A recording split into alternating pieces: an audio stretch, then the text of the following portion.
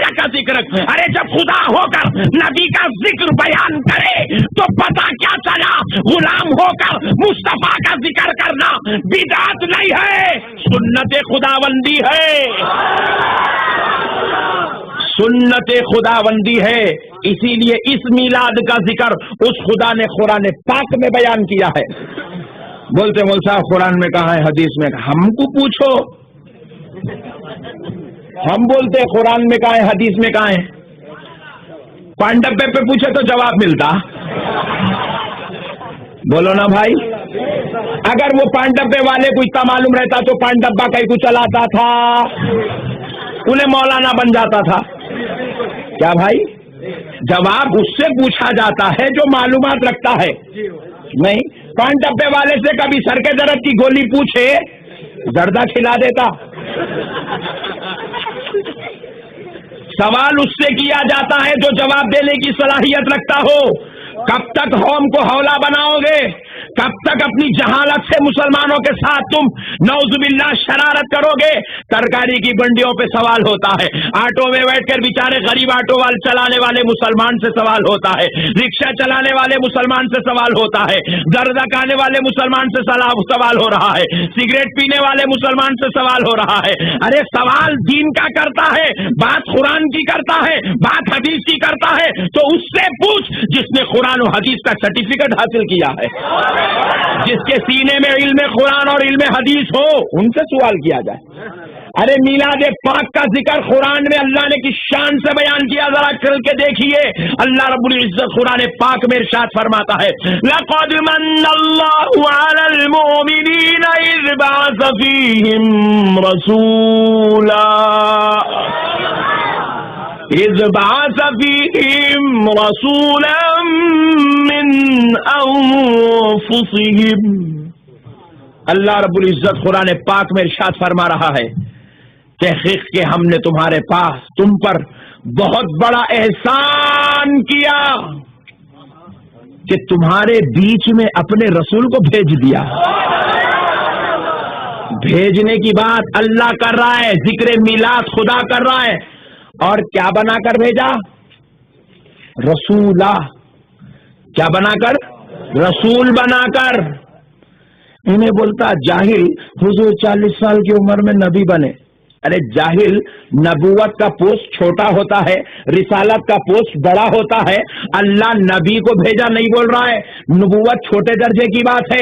मेरा नबी तो नबियों का सरदार भी है, रसूलों का इमाम भी है। मैंने जब अपने रसूल को भेजा, मामूली दर्जा नबूवत देकर नहीं, रिसालत देकर भेजा है। मैंने अपने रसूल को, मैंने अपने प्यारे को रसूल बनाकर भेजा है। मेरे प्यारे दोस्तों, अल्लाह कह रहा है मैंने तुम पर यह बहुत बड़ा एहसान किया कि तुम्हारे बीच में अपने रसूल को भेज दिया, मिन अनफुसिहिम, और तुम ही में से भेजा। ये मेरा बहुत बड़ा एहसान है, क्योंकि वो मेरा हबीब है, वो मेरा प्यारा है, बल्कि वो मेरा नूर है। मैंने अपने नूर को बशरी लिबास पहनाकर बशर की हिदायत के लिए तुम्हारे दरमियान में भेज दिया और भेज दिया। इस पे बात खत्म नहीं हुई, जरा आओ और आगे देखते हैं। कुरान पाक है, मैं कोई ज़ईफ हदीस की बात नहीं कर रहा हूं जिसे कल हमारा बाजू वाला मौलवी झुठला दे।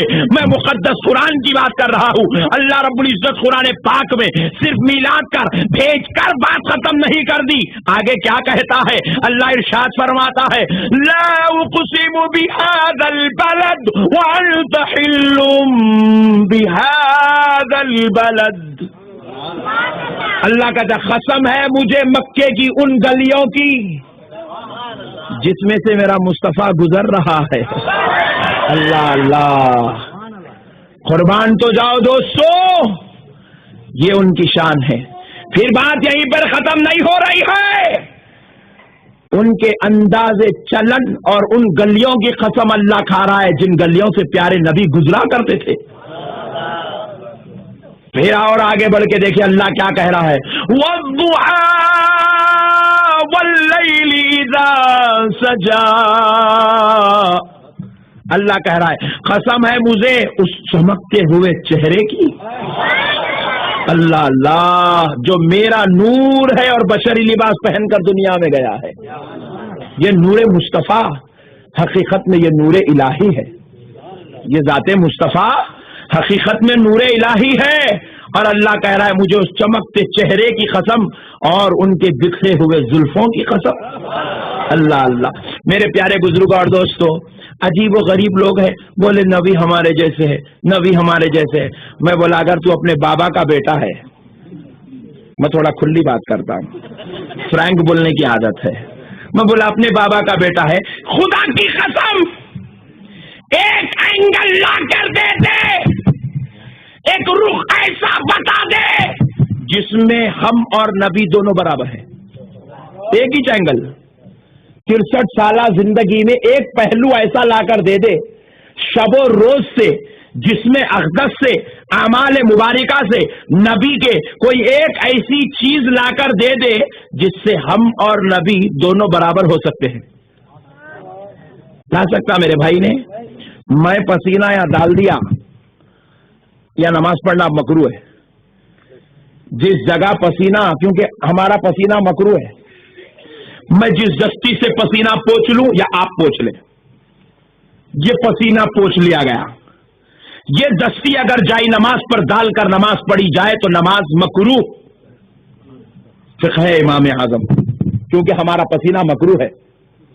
میں دو مسئلے حل کر رہا ہوں آپ کے، ایک تو مسئلہ بھی سمجھا رہا ہوں، دوسرا اکثر لوگ نماز میں ڈال کے پڑھ لیتے، نہیں معلوم ہے بیچاروں کو، جو کپڑے سے تھوک پوچا جاتا ہے، جو کپڑے سے پسینہ پوچا جاتا ہے، وہ نماز کی جگہ پر ڈال کر پڑھنے سے نماز مکروہ ہوتی ہے۔ کیوں؟ ہمارا پسینہ مکروہ ہے۔ ارے ہم مکروہ پسینے والے ہیں، پھر بھی شکر ہے ہمارا مکروہ ہے۔ ارے بہت سمجھدار لوگ ہیں ہاؤس پیٹ میں، مگر میں آتے وقت اتنے ٹھنڈے نعرے لگائے تو بولا آئی لے گیا جلسہ فلاپ۔ علماء کا استقبال شان سے کرنا جی، ہم لوگ اہل سنت والے۔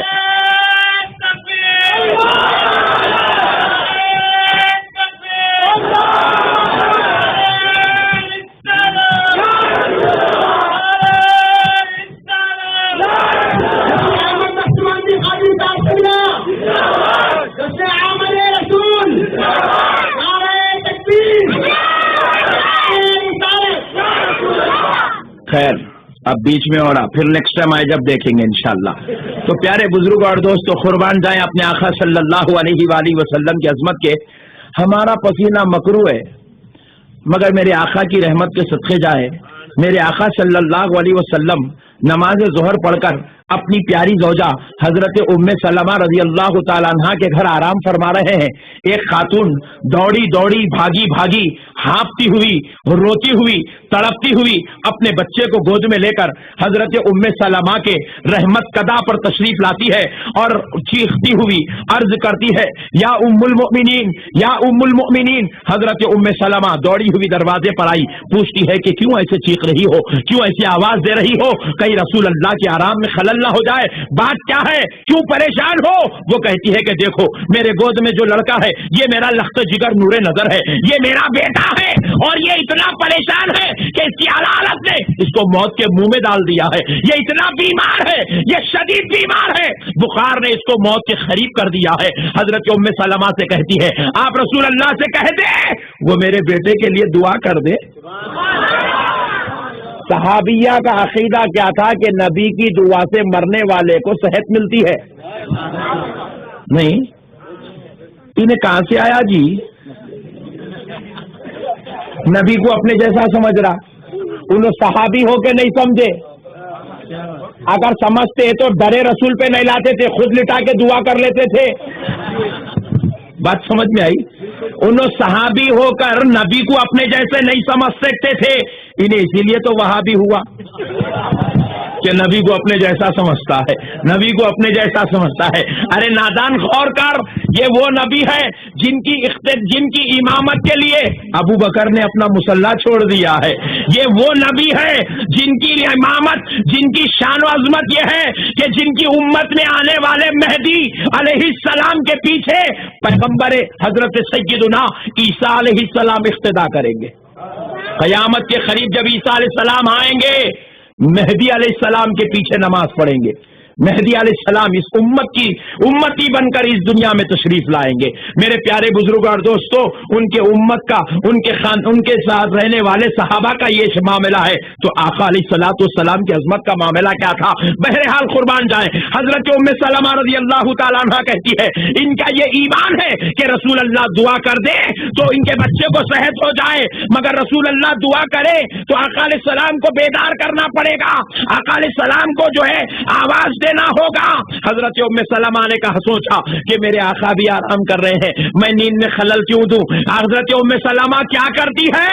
پہلے اپنی عقیدت بیان کرنے لگتی ہے، اپنی عقیدت کو آزمانے لگتی ہے، اپنی عقیدت کو پیش کرتی ہے. جھٹ سے ایک تابدان کی طرف جاتی ہے، ایک شیشی نکال کر لاتی ہے، اس شیشی کو اس بچے کے سامنے رکھتی ہے اور اس میں انگلی ڈباتی ہے، ڈبا کر انگلی نکالی اور وہ بچے کے منہ میں رکھ دیتی ہے. وہ بچہ حضرت ام سلمہ کی انگلی کو چوس لیتا ہے. حضرت ام سلمہ دیکھتی ہے کہ جیسے ہی وہ بچے نے آپ کی انگلی مبارکہ، انگشت مبارکہ کو چوسا، ہوتا کیا ہے؟